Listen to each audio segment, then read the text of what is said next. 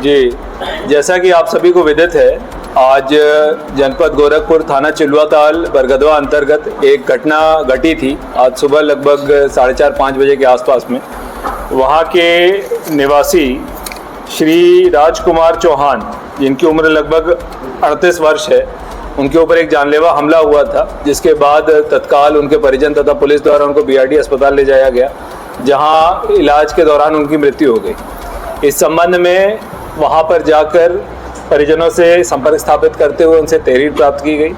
तहरीर में परिजनों द्वारा गांव के ही 8 अन्य लोगों को नामजद किया गया था। उन सभी 8 अभियुक्तों को पुलिस द्वारा अपने गिरफ्त में लेकर उनसे पूछताछ की जा रही है। इसके बाद वहां पर लगे सभी लगभग 8 सीसीटीवी कैमरों का अवलोकन किया गया। उसमें 2 सीसीटीवी कैमरों में उसी गांव के 2 युवक, राज चौहान पुत्र रामचंद्र चौहान और विपिन यादव पुत्र विजय बहादुर यादव, ये दोनों बरगदवा के ही रहने वाले हैं और मिट्टी की डंपर के चालक हैं दोनों। इन दोनों का फुटेज पुलिस को प्राप्त हुआ। इसके बाद जब इसमें और इलेक्ट्रॉनिक सर्विलांस इत्यादि के सभी एविडेंसेस को जब कलेक्ट कराया गया और इनको गिरफ्त में लेके जब इनसे पूछताछ की गई, तब इनके द्वारा कबूला गया कि मृतक के भतीजे के द्वारा इसको मारा पीटा गया था और इसके कई बार अपमान किया गया था, जिससे ये क्षुब्ध था, जिसके कारण इसके द्वारा ये घटना अपने मित्र के साथ लग के कारित की गई है। इसमें इसके द्वारा फायर आर्म का यूज़ करना तथा एक धारदार हथियार से कई बार मृतक के ऊपर प्राणघातक हमला करना ये बताया गया था। पुलिस के द्वारा पोस्टमार्टम की कार्रवाई डॉक्टर के पैनल और वीडियोग्राफी में कराई गई।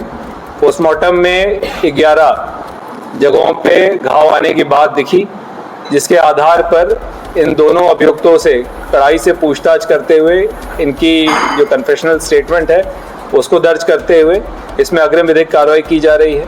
इस पूरे मामले में पुलिस द्वारा 8 टीमों को लगाया गया था।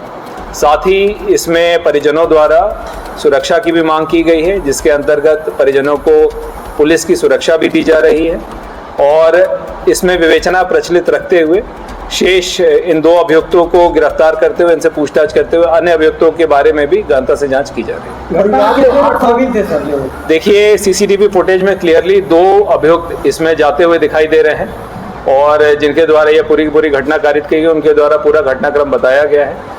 और इसके साथ साथ बाकी परिजनों द्वारा 8 लोग जो उसी गांव के बरगदवा गांव के रहने वाले हैं, उन पे भी आरोप लगाया गया है। उनके सीसीटीवी फुटेज में सीडीआर में तो उनकी इस वक्त डायरेक्ट इन्वॉल्वमेंट नहीं दिखी है, मगर उनके बारे में भी कायदे से विवेचना करते हुए सभी बिंदुओं पर गहनता से विवेचना की जाएगी। राजनीतिक वजह से इनकी हत्या हुई है तो क्या? देखिए, अभी तक जो हमें अभियुक्त मिले हैं सीसीटीवी फुटेज में और सीडीआर में, इनके द्वारा ये बताया गया है कि इनकी रंजिश इनके भतीजे से थी, मगर अभी कड़ाई से पूछताछ बाकी है और विवेचना में सभी बिंदुओं को समाहित करते हुए इस पूरी विवेचना को किया जाएगा। ये हत्या की वजह क्या है? राजनीतिक उद्देश्य है कि पैसे का लेन देन है? देखिए, अभी तक जो हत्या की वजह निकल कर आई है कि इनके इस परिवार से रंजिश थी। ये जो लड़का है इसमें राज चौहान और साथ इसकी उम्र लगभग 18 वर्ष है और दूसरा अभियुक्त विपिन यादव पुत्र विजय बहादुर यादव, इसका 2 पुराना मुकदमा भी है, इसका आपराधिक इतिहास भी है। इन दोनों के द्वारा ये घटना कारित करना बताया गया है और कबूला गया है और इसके पीछे अगर किसी का और अगर इस पर इन्वॉल्वमेंट होगी तो गहनता से विवेचना करते हुए उसको क्लियर करें। परिवार ने जितने लोगों का नाम लिखवाया था, क्या उसमें सारे लोग आरोपी थे कि?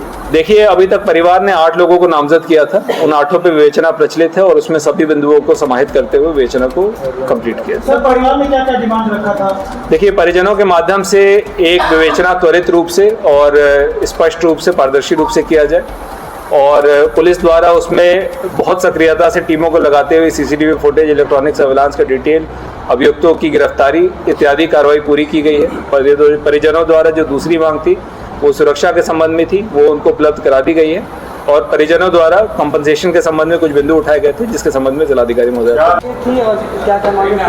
देखिए, परिवार की जो मांगे हैं उनमें एक तो आर्थिक सहायता को लेके है और उनके क्योंकि 2 बच्चियां और 1 बच्चा है और सभी स्कूल गोइंग बच्चे हैं, तो उनकी पढ़ाई को लेकर और उनकी आगे की नौकरी के लिए उन्होंने डिमांड्स रखी हैं।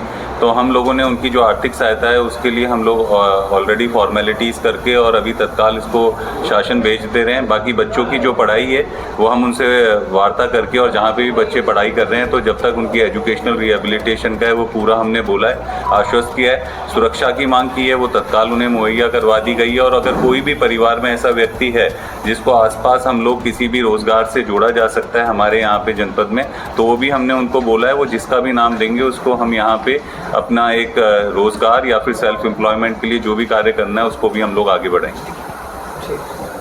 ऐसी खबरें रोज देखने के लिए चैनल को सब्सक्राइब करें। Don't forget to like and subscribe.